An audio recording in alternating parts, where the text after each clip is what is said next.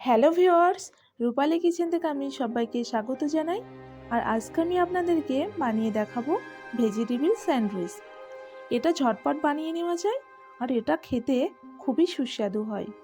আর বাচ্চারা কিন্তু এটা খুবই পছন্দ করে।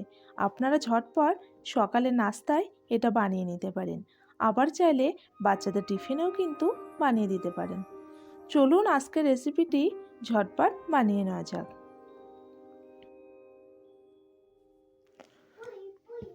এটা বানাবার জন্য এখানে আমি পাতাকপি গ্রেট করে নিয়েছি আর নিয়েছি গাজর গ্রেট করে। এখানে আমি একটা ছোট সাইজের পেঁয়াজ কুচি করে নিয়েছি। এখানে নিয়েছি লঙ্কা কুচি আর ক্যাপসিকাম কুচি। এখানে আমি পরিমাণ মতো লবণ অ্যাড করে দিচ্ছি আর দিয়ে দিচ্ছি মেয়োনি। অবশ্যই কিন্তু আপনারা মেয়োনিটা অ্যাড করে দেবেন।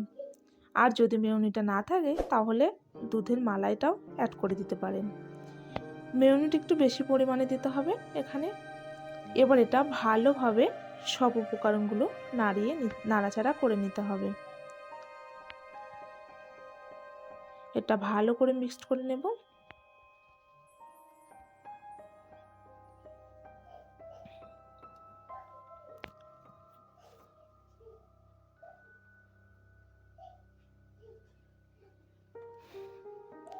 আর আমি পাতাকপি আর গাজরটা কিন্তু গ্রেট করার পর এর রসটা চিপে বার করে নিয়েছিলাম।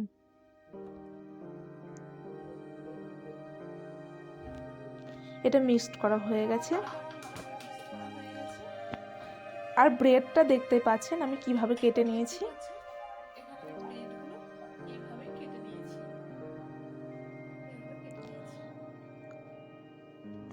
এবার আমি একটা ব্রেড এভাবে নেব আর এর ভিতর সবজিগুলো দিয়ে দেব। একটু চেপে চেপে এগুলো ভরে ভরে দিতে হবে।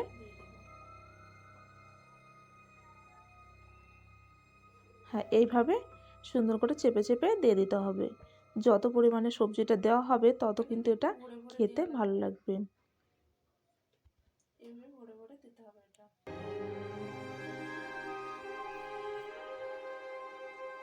এবার উপর থেকে আরও একটা ব্রেড এইভাবে দিয়ে দিতে হবে চেপে।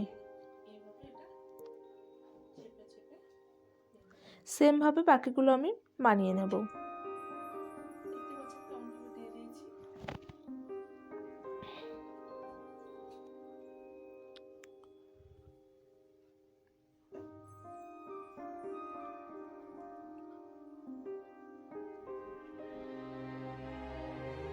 সবগুলো আমার বানানো হয়ে গেছে।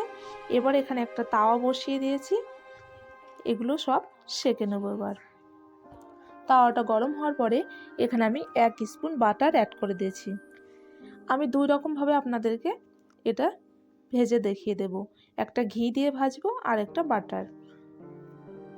গরম হওয়ার পরে বাটারটা এখানে আমি দিয়ে দিচ্ছি স্যান্ডউইচগুলো। এইভাবে একটু চেপে চেপে এটা দিয়ে দিতে হবে। আর গ্যাসের ফ্লেমটা লো টু মিডিয়াম রেখে এইভাবে ভেজে নিতে হবে। একটু টাইম নিয়ে ভেজে নিতে হবে, যেহেতু এখানে আমি সবজিগুলো কিন্তু কাঁচা দিয়েছি, সেই জন্য টাইম নিয়ে এটা লো টু মিডিয়াম রেখে ভেজে নিতে হবে। এগুলো ভেজে নেওয়া হয়ে গেছে, দেখতে পাচ্ছেন ব্রাউন কালার করে এগুলো আমি একটু ভেজে নিয়েছি। এবার আমি ঘি দিয়ে ভেজে নেব।